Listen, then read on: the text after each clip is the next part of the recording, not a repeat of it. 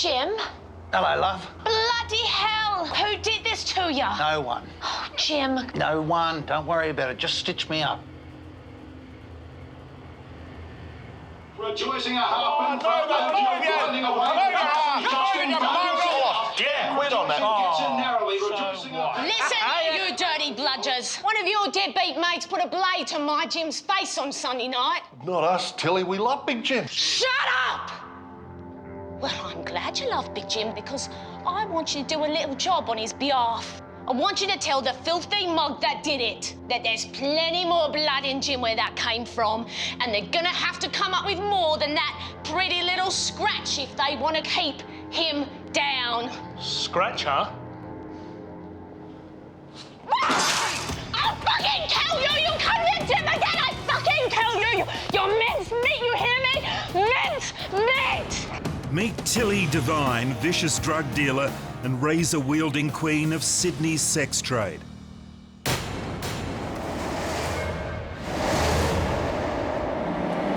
Tonight we meet the real woman behind the legend of Tilly Devine, Madam Razor. Tilly had a violent temper and mercilessly controlled and dominated others. Arriving in Australia after World War I, Tilly fearlessly fought her way to the top of Sydney's underworld, destroying any ideas about women being the weaker sex. Tonight, through first-hand accounts from family members, dramatised scenes and expert analysis, we examine the life of Sydney's First Lady of Crime. Tilly Devine was nothing more than a calculating, sociopathic, evil individual. Her violence was sudden, swift and very, very extreme. She fought on the street, she fought in cafes, she fought in the bedroom with husbands, she fought. I want you out. Now! She had a long police record. Many charges of assault. I don't think there was a heart of gold beating inside her breast. I think she was a black-hearted, embittered, extremely cruel, brutal old bitch. Born in a London slum in 1900, Tilly grew up in a world of poverty and violence. A child prostitute, Tilly escaped London by marrying an Australian soldier during World War I. In Sydney with husband Jim as protector and pimp, Tilly returned to prostitution before establishing an empire of brothels staffed by girls she kept hooked on cocaine. Dangerous and volatile, Tilly didn't hesitate to lash out at anyone foolish enough to cross her or Jim. By the time Tilly got to Australia in 1920, she'd been educated in the School of Hard Knocks. She learnt that the tough survive and the violent survive, and I think she just internalised those ways of behaving. Between 1921 and 1925, she was arrested 75 times for such things as prostitution, assault, swearing in a public place, affray, bothering members of the public. The most minor little bit of daily friction with Tilly could turn into a fight, could turn into a screaming match.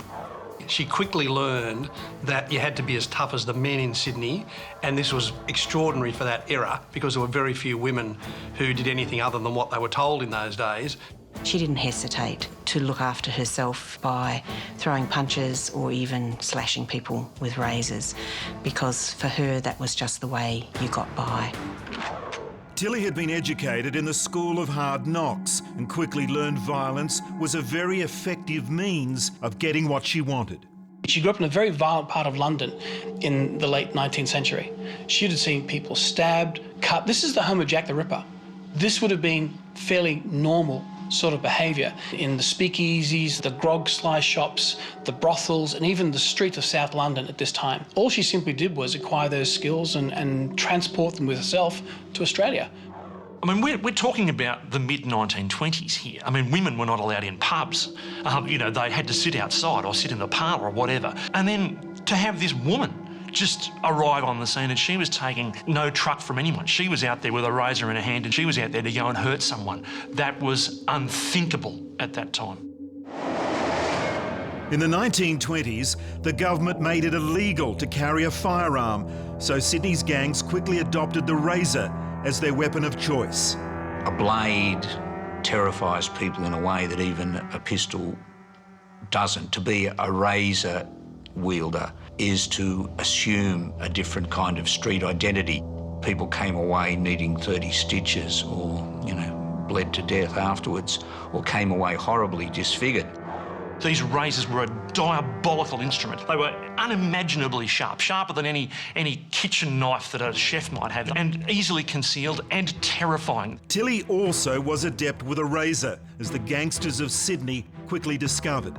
One particular fellow knew that he was about to be paid back by the Devine gang, and he was sitting at a barber's chair one day, and Tilly herself came in with a razor and slashed this guy's face apart.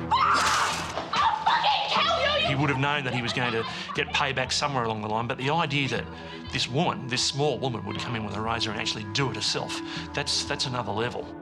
Many of the convictions that she'd gathered in Australia since she'd arrived in 1920 were for violent acts.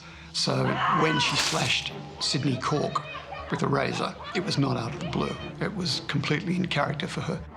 To be actually capable of walking in off the street when you see a bloke reclining in a barber's chair and setting about him with a cutthroat razor and slashing his face to ribbons, it's not everyone that can actually do that. You have to have a deeply rooted capacity for violence and brutality. You are fucking meant! Violence is part and parcel of that working culture. It's not like it's, some boudoir somewhere. It's a pretty terrible culture, and you get exposed to a lot of awful things. Tilly loved to fight, a habit that lasted a lifetime, and she would resort to violence at the drop of a hat. Tilly didn't absent herself from the action in ladylike fashion. Whether she got a kick from it, we don't know. I think it's likely that she did. She was known for her physical violence on the street. She often attacked policemen. She attacked members of the public who looked at her the wrong way. She's endured violence, she understands what it means, she understands the pain, and she's not afraid at all to dish it out to whoever comes across her pathway. Matilda Mary Twiss, or Tilly as she was known, was born in Camberwell, a notorious London slum, on the 8th of September 1900, in the final year of Queen Victoria's reign. London at the turn of the century was a city divided between the haves and have-nots, and in a world of deprivation and despair, girls like Tilly had few options. Tilly Devine came from a family almost textbook London poor, the London poor of Dickens. London's a city where you could starve to death. There were no social services really to speak of. There were poorhouses, so you really had to fend for yourself as best you could. Children spent a lot of time on the streets at all hours of the days and night. In many cases, they were given opportunities to sell sex from a very young age. She drifted into prostitution quite early, which it's a terrible thing. She might have been as young as 12 when she went on the game. A terrible thing, but not all that uncommon. People were prepared to do whatever it took to get out of the grinding poverty and hopelessness. So it's not surprising that so many women from poor families actually turned to prostitution. A childhood in the slums, followed by life as a prostitute from such a young age, would have left an indelible mark on Tilly. It's a terrible life. She would have exposed to terrible exploitation. She would have had no options about how to grow or how to have a reasonable or decent life, no opportunities. She herself may have been a victim of child sexual abuse. It's often the case with people who choose prostitution or are forced into prostitution. They've learned to dissociate, and it's something they have learned to do, to tolerate, to put up with. From an early age, Tilly would have lived a double life, split between her home in the slums and plying her trade in Holborn and Mayfair, the rich heart of bustling Edwardian London. There she would have had a glimpse into another world, a world of power and money. She would have seen power and privilege that she would not have been able to access herself directly, and there may have formed in her a desire, a want, an envy, a jealousy even of that power and privilege. Any young girl living in a very class-divided society, as Edwardian England was, couldn't have failed to be aware of just what a huge gulf there was between the haves and the have-nots. And a lot of people in that situation resolve at a fairly young age, I think, to become one of the people who have, because it wasn't much fun being one of the ones who didn't have. In 1914, World War I broke out and countries around the world rallied troops. London filled with young men keen for glory. For Australia, this was a pivotal moment. The first time it had gone to war as a country, and thousands of young men enlisted. The Diggers also made quite an impression when they hit London. Well, if you can imagine, London was awash with Australian servicemen who'd come over for the great adventure to fight the Hun. Australian servicemen were incredibly attractive to English women, and there's a lot of art from the period and people's reminiscences where they talk about the Anzacs in particular as being so much bigger than particularly working class Englishmen who were undernourished. For young girls like Matilda Twiss, Australian soldiers were a prime target because they were very, very well paid. And unlike British servicemen, they were earning almost double the money that a Tommy Atkins soldier was earning. They also offered the possibility of escape to a land of sunshine, a land of men who were larger than life. Tilly, a teenage prostitute working on the Strand, soon caught the eye of an Australian soldier. Unfortunately, he was no hero. Jim Devine was an appalling individual. He was violent, he was brutal, he was foul-mouthed, whether he was drunk or whether he was sober. There were plenty of decent Aussie soldiers, but there were plenty of rapscallions in the ranks as well, and Jim Devine was one of those. He was the antithesis of the popular idea of the bronzed Anzac. He was anything but that. He was a malingerer, never saw any action. He spent most of his time, either on the run or in the hands of the military police. Aussies did typically tell stories about what big shots they were back at home, which the Brits were happy to believe. And Jim beguiled her with stories of his kangaroo farm back in Australia. And she was won, she was hooked. He became her client, and more than that, he became her lover and her protector. Jim was a violent thug, but he also offered Tilly the possibility of a different life. The idea of Australia in the English mind in the early 20th century was a romantic one. It was of sunshine and opportunity and space. So a relocation to Australia sounds like a pretty good idea for a lot of people, and it did for Tilly. I'm not surprised that Tilly was attracted to Jim, not just because it was useful to have a strong man to look after you, but also because it offered some possibility of real escape from a life that I don't imagine had a lot of attractions in England during and after the First World War. Jim and Tilly were married at her local church in Camberwell. After the war finished, Jim returned to Australia and Tilly joined him a year later as a war bride, leaving their son in the care of her parents. So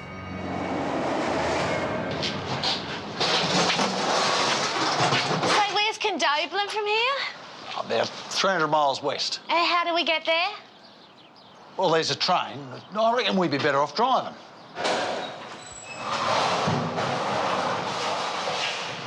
Have we got a car?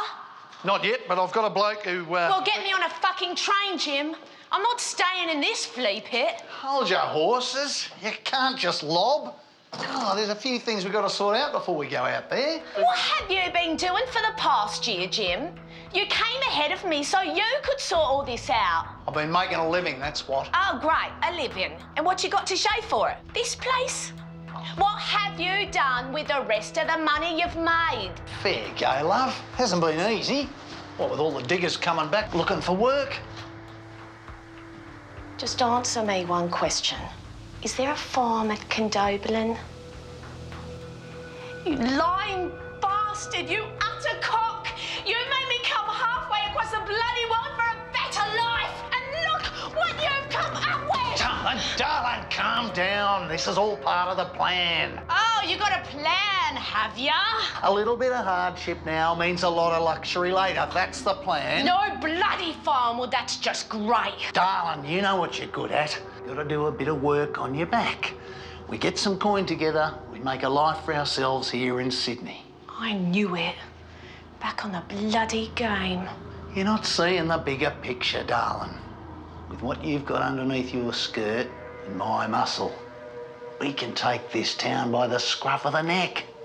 So just after the First World War, Jim Devine sails back to Australia, and a year later, Tilly follows him out, and they're married. But the first thing he does is he pushes her into prostitution again. It's the same old for Tilly, basically, except now it's not the Strand, it's easygoing Sydney, and she's got the survival skills of a person who started prostituting at 12 years old in the toughest city in the world.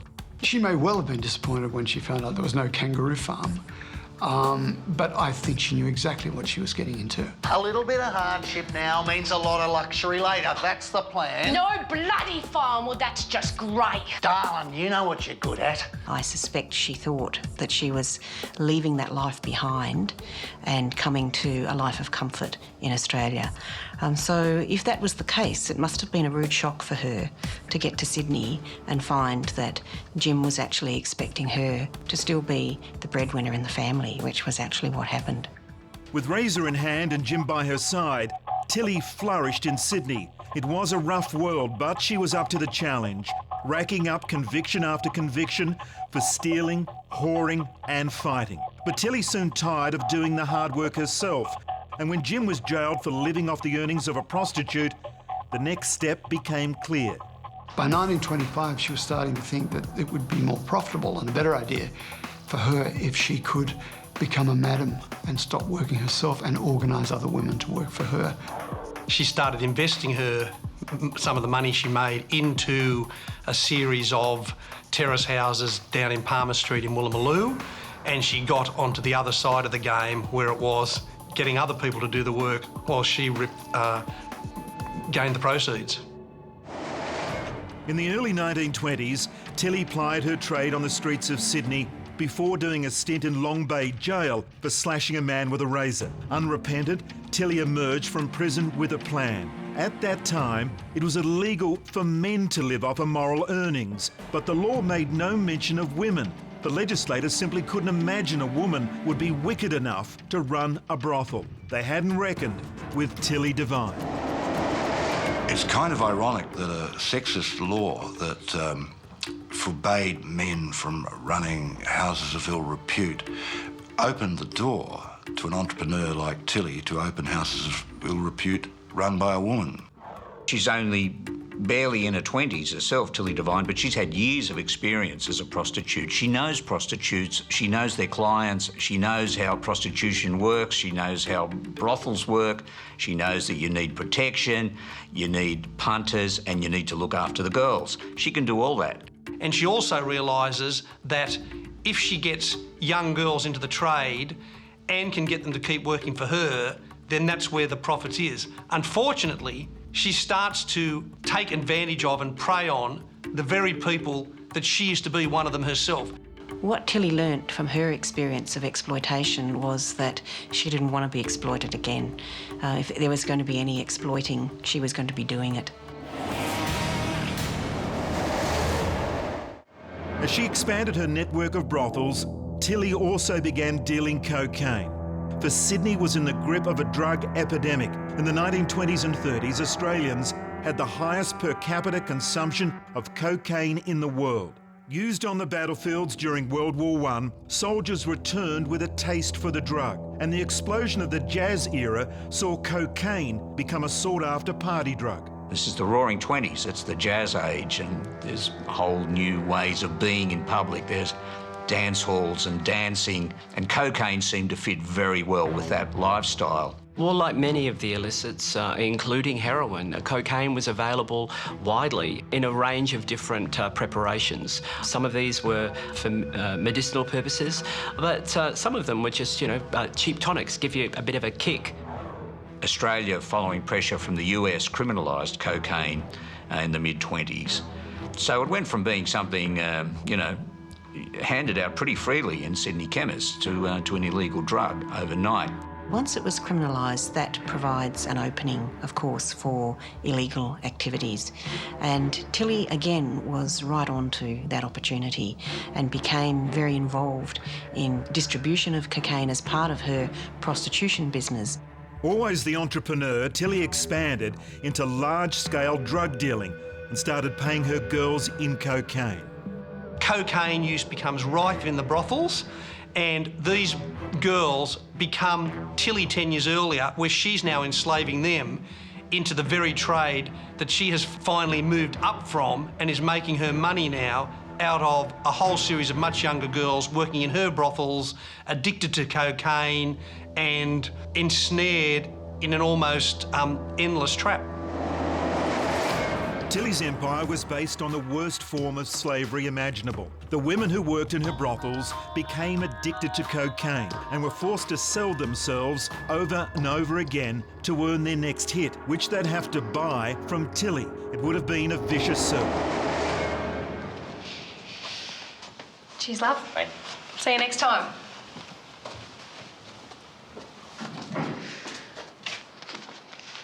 How was your first night? Oh, it's like riding a bike. How many did you see? 7. That last one was lovely too. I reckon he'll be back. Good dear, good dear. Oh, the sun's coming up. Might go home and get some shut-eye. Oh, that's a good idea, my darling. Oh, you'll be wanting to settle up then. Yeah, read my mind. Is that dope? No, I don't use it. You will, darling. But I need Reddies. I got rent to pay and a baby to feed. This is better than Reddy's, and you can sell it for much more than I can pay you. I haven't got time to sell dope. Oh, it doesn't take much time. Your best customer is lying there on top of you. One snort of this, he'll be wanting to stay all night. That's not the way I want to work.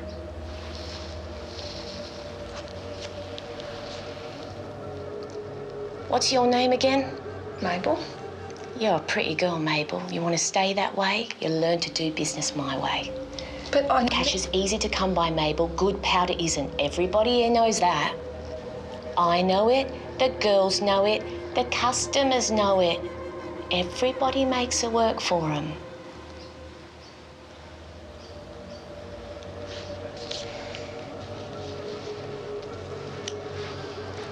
But don't sell it all, darling. You'll find a little snort helps make the fattest, smelliest, drunkest fellas a little bit more tolerable.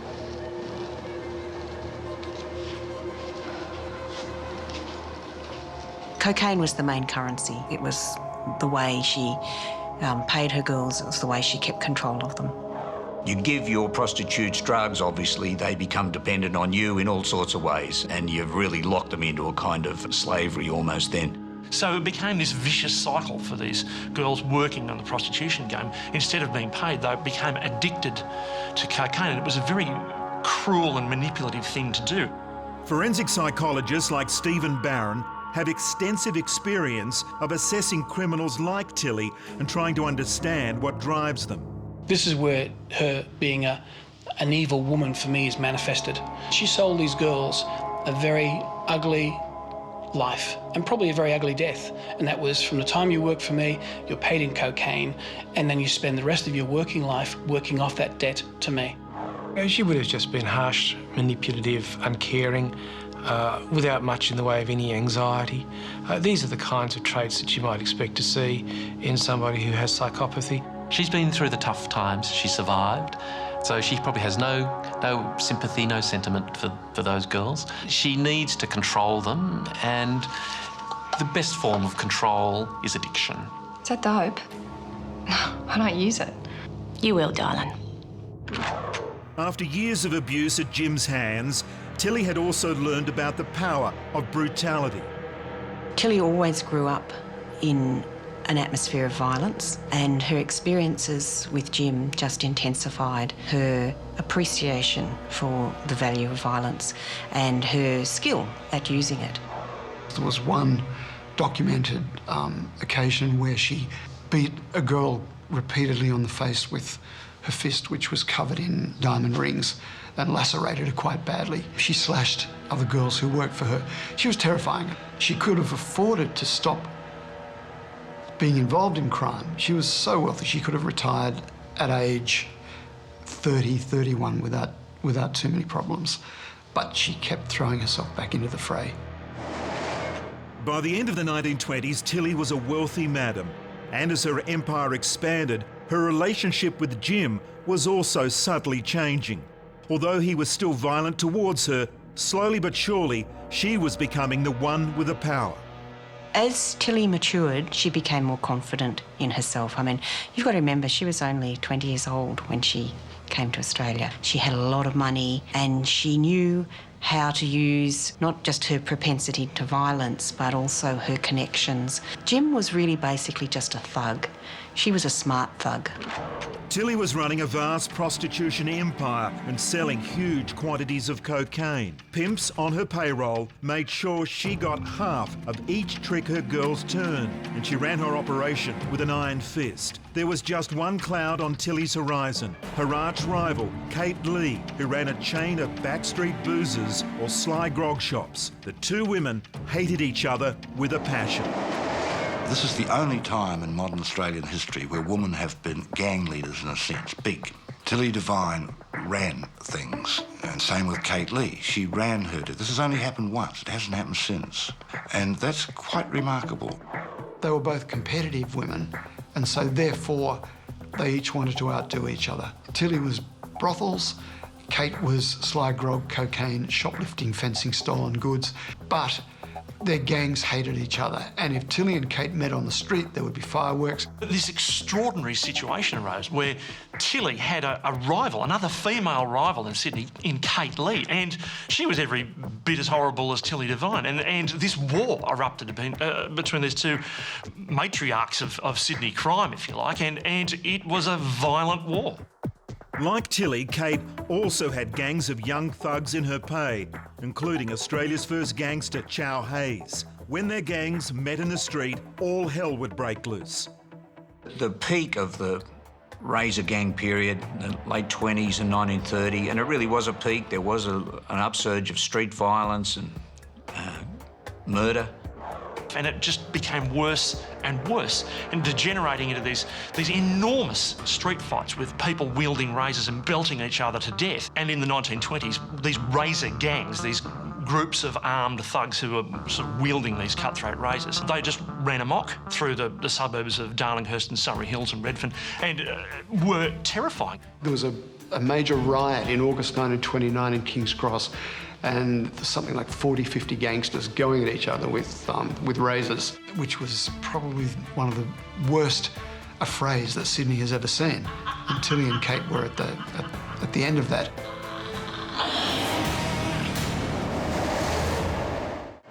In 1929, while Tilly and Kate fought on the streets, the world was sliding towards a global crisis, the Great Depression. The Depression of the 1930s in Australia was very severe. A third of the workforce were unemployed, and in some areas, particularly working class areas, that figure, could reach 50%. So that affected families, it affected women as well as men, and it meant that there was less cash floating around, there was less demand for prostitution, but more reason for women to engage in it.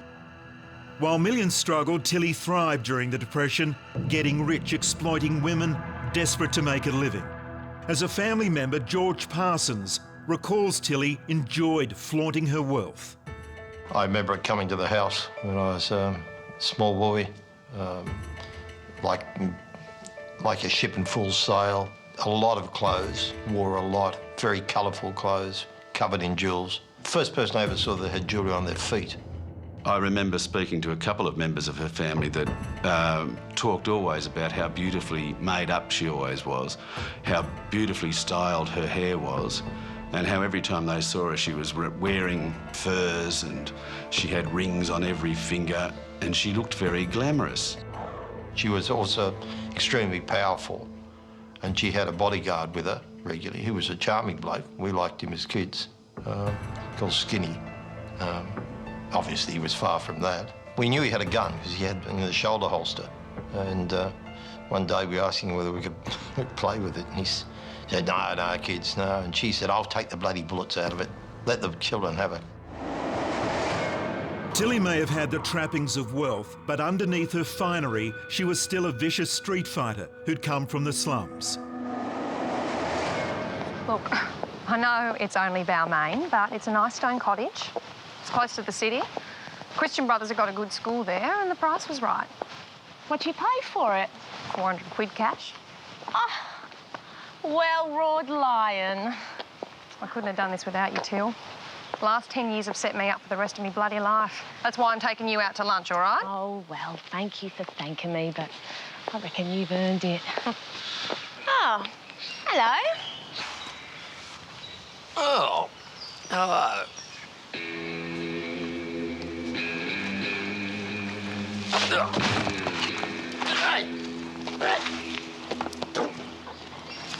Give me that. Hey, can you give me that? I need to get a cab home.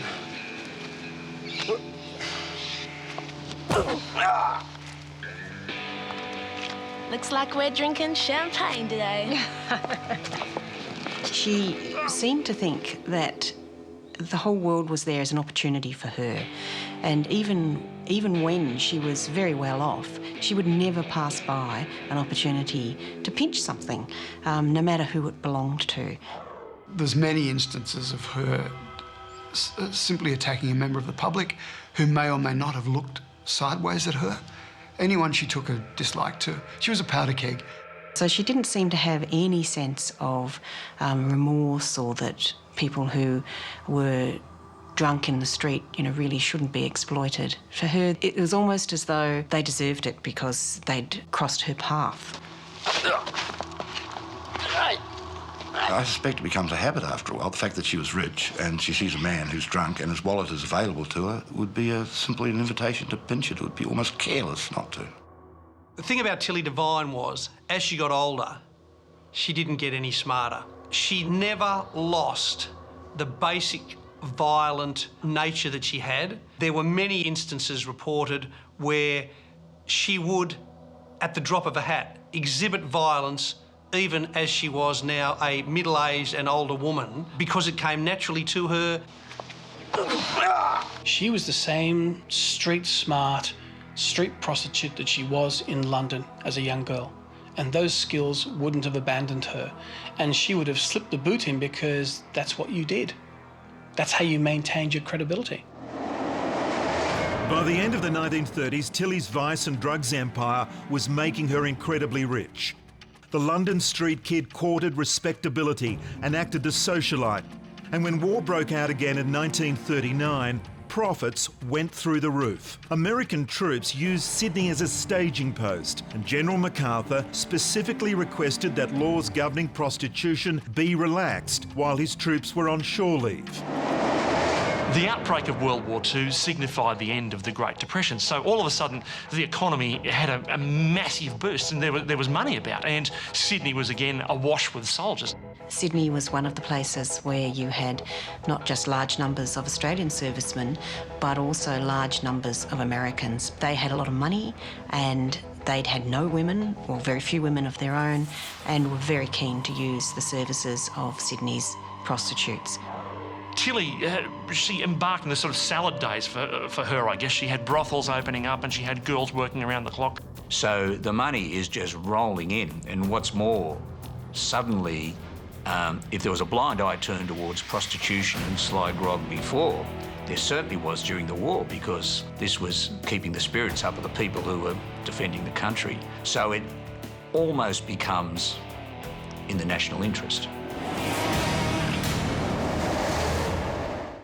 With the money rolling in, Tilly repositioned herself as a patriot and made a blatant bid for respectability, encouraging people to buy war bonds and donating money to charity. What she tried to do was gain some kind of respectability rather than notoriety, and I guess this came from her childhood, her growing up in the slums and wanting some kind of recognition and some standing in society, that she'd actually finally made it, and had a sort of cornerstone of respectability about her. It made her feel good to think that she'd become something she couldn't do while she was in London, and that was jump the classes, become someone who had an acceptable level of influence and who could patronise the arts. But Tilly the socialite was living a double life. She was managing an empire of prostitutes. She was managing an empire of cocaine distribution. She was paying off police officers, judges, politicians. She was paying off the same respectable society that she aspired to be a member of. So this facade of this respectable socialite who'd throw these lavish parties was completely incongruous with what was going on in the other part of her life. She's parading herself around, dripping with jewellery, but at the same time she'd think nothing about belting somebody over the head with this great big diamond ring that she had and, cracking their head open. She was a truly horrible individual. Despite her success, or maybe even because of it, Tilly was still suffering terrible abuse at the hands of her drunken thug of a husband, Jim. There was violence in the marriage. He was a violent drunk and beat her on certain occasions. That's been recorded. Jim would come home and he would just belt her senseless. And to the point where later on, when she was holding these lavish parties and becoming a socialite, she threw a wedding anniversary party for the pair of them, and that ended up at the end of the night with Jim splitting her head open. Now, this is nothing new. They've been doing it ever since they met. But it's public, it's in full view of all, all their friends and cronies and associates. Jim Devine holds no aura for her anymore. He's just a brutal, horrible, mean-spirited, bad person. And she's jack of it. Tilly, by this point, was at the height of her power and influence, and finally realised she'd outgrown her violent, unfaithful husband. The final straw came one morning when Tilly returned from a trip to find Jim wasn't alone.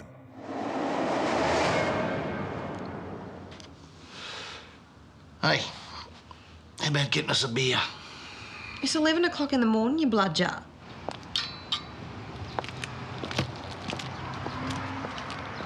You want one? No.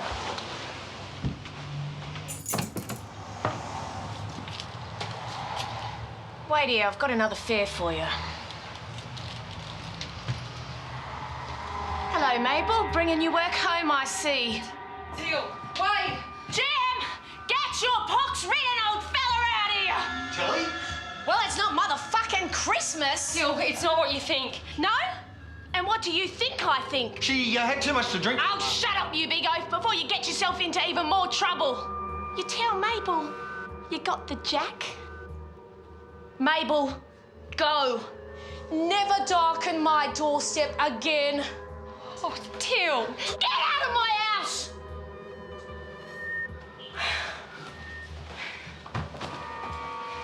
There you go. I want you out.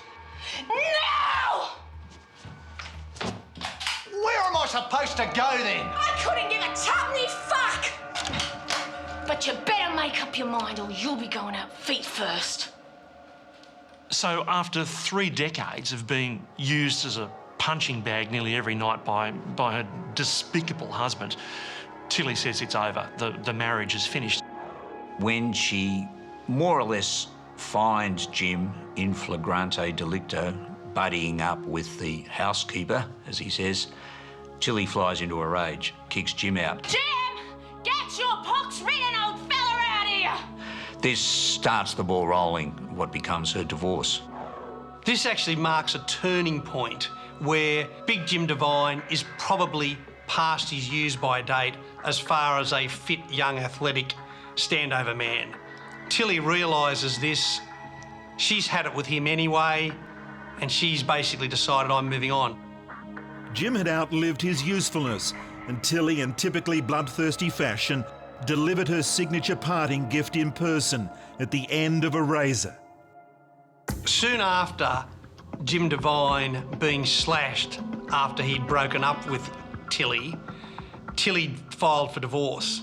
When Tilly got off the war bride ship, the Waimoana, in the 1920s, she started hooking for Big Jim. And basically, she played from Big Jim's deck. By the time they split up, 3 decades later nearly, Jim had nothing. Everything was in her name, and she was running it. And she really was the boss. He had nothing. She was able to move on, and he was continuing to be the same old kind of character. And that's something that was just dragging her down. And she'd come out of a system where she had become increasingly boss-cocky, I would imagine, and didn't need him.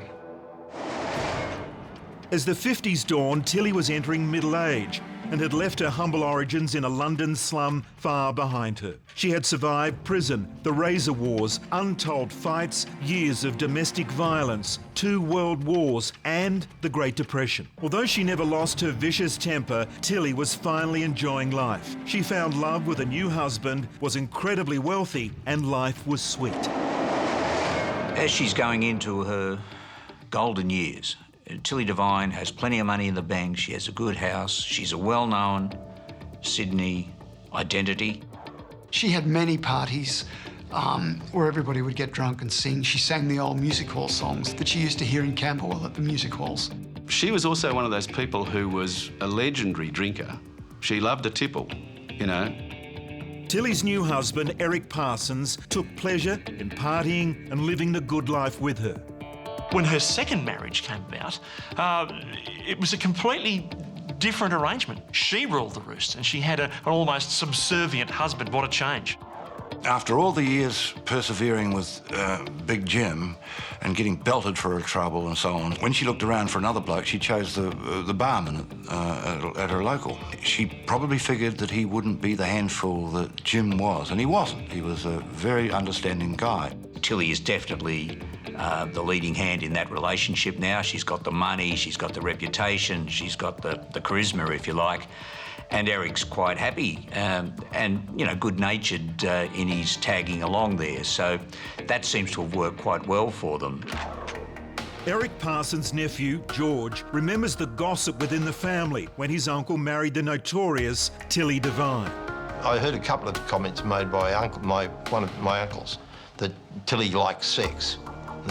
I remember this comment made, that she liked it herself. Now, Eric was very keen on ladies, so who knows? It may have started in that sort of way. From then on, he didn't have to work, which he liked. Their relationship wasn't all a bed of roses. Although Eric didn't have to work, he did have to put up with Tilly's volcanic bursts of fury. Not long after they met, someone shot him. Everyone thinks it's Tilly, and it's pretty hard to think of anybody else. And when the police came after the shooting, they found Eric Parsons in bed, and he told them to go away, go away. He said, I'm sleeping off a hangover. What shots? I didn't hear any shots. And so the police were very surprised when they heard that an Eric Parsons had been at the hospital trying to get a gunshot wound fixed. And there's a couple of legends about if he was dancing too close to somebody, she'd sort of deal with him. She once shot him in the knee on the wedding night because he was dancing a bit close to somebody. So he was a nice bloke and very understanding, getting shot out the way he did. Tilly was one of Sydney's wealthiest women and featured in the gossip pages of the local papers. So when she announced a lavish trip to London to witness the coronation of Elizabeth II, the press lapped up the details. Tilly let it be known her trip cost £20,000, or nearly $500,000 in today's money. The child of the slums was going home with her head held high. It would have been her finest moment. That's when she started to show this, how English she was. She certainly had no great love for the old country before that. They paid an awful lot of money to get seats on the route. She sent a lot of postcards back to us. It was probably the high point of her life. She'd been to the coronation, she'd waved flags, she'd dressed so that she had her hair done in Paris. She was in love with Eric, her new husband. She thought it was big time. It was her, she'd come home, and she'd come home now in glory. She was there at the big event. She was no longer the harlot from the streets. Tilly's triumphant tour would be her last. On her return to Australia, she faced an enemy she had no way of fighting, the tax office. Tilly had foolishly flaunted her wealth in a time of post-war austerity. Now she would face the consequences. This is all about trying to pay for these bloody Olympic Games in Melbourne. That's right, dear. I mean, what does nearly 40 years of hard work amount to if they can just slug me with a £20,000 tax bill? £20,000! How's a woman supposed to find that sort of money? Why don't you just drop your drawers and get back to work, you whining mole? You better not be talking to me. Yeah, I'm talking to you, you dirty bitch. Come on, love. No, I'm not going to come on. She's lined her pockets. She's wrecked families. And then she comes in here wanting everyone to feel sorry for her because they want to make her pay her way. Pay my way? I've worked hard my whole life and put food on the table of hundreds of women who couldn't have fed themselves without me. Don't give me that. You have turned decent women into drug-crazed harlots that their own families won't talk to. And then you swan off to the coronation of Lizzie Windsor. I wouldn't be surprised if you gave Phil the Greek a gobble for 10 quid. Well, you ought to give your old man a gobble, and I wouldn't have to. Settle down, dear. Pay your tax, you filthy slut.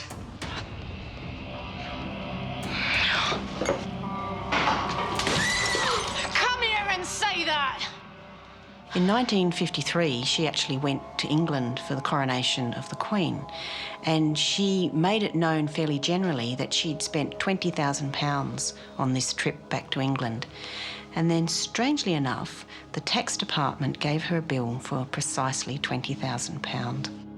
£20,000 in the 1950s is a huge amount of money. That's more than the value of even quite a nice suburban house. Hard money to raise in a hurry, and if she doesn't get it, it's a jail sentence for her. The bottom line was that they levied a £20,000 fine on her and payment of back taxes, which necessitated clearing out many of her bank accounts, and she was given a period of time to sell her properties and rings and whatever to pay this enormous bill. With her declining income, her increasing age, her health was not good. She'd lost most of her standover men. By the mid to late 1950s, she was well and truly in decline. She was certainly no longer the queen of the underworld. The tax bill effectively crippled Tilly Devine. Worse was to come when her new husband died in 1957. Tilly was becoming a relic of a forgotten world. Her old enemy, Kate Lee, died a year after Eric, and Tilly, shattered by her losses and exhausted after decades of constant fighting, struggled to keep up with the new villains in town. She's tiny, she looks much older than her 60-odd years. And then, while she was still trying to run her brothels, she simply didn't have the strength or the motivation or the ruthlessness anymore, and was easy pickings for the likes of Joe Borg and younger people who came in and took over her area. Organised crime was completely reinvented in the 1960s and 70s. And this was a level of organised crime that Tilly didn't understand. It was the rule of the gun, the rule of organised business. And Tilly was too old and too set in her ways, so she became subsumed. She became overwhelmed. Tilly was never going to retire gracefully, and she was drinking and fighting until the bitter end. She was incorrigible to the last. As long as her body held out, she was a villain. She was more of a colourful folk hero type villain by that stage, but she was still capable of causing an uproar in a pub, absolutely, right till the very end. This is a woman who now is well past her prime, but still, without thinking, immediately resorts to physical violence whenever her temper triggers off. Once she was crippled by the tax office, she simply came back to where she was 30 years before, and all she could do then was live out the success of her reputation. And over time, that reputation becomes less and less. She made the best that she could out of having been brought up in an antisocial or under-socialised way, and in so doing became a menace. But at the same time was a person who somehow or other managed to survive. Tilly Devine is this it's a name you couldn't invent. It became a sort of a synonym for sort of colourful Sydney and the sort of the roaring 20s, and those days that were long gone, and people did soften towards her, but they forgot about it. And even when she died, it's said that someone in a Surrey Hills pub proposed a toast to Tilly Devine, and nobody bothered to raise a glass. Tilly Devine finally died after a long illness on the 24th of November 1970. The child prostitute from the London slums had lived an epic life.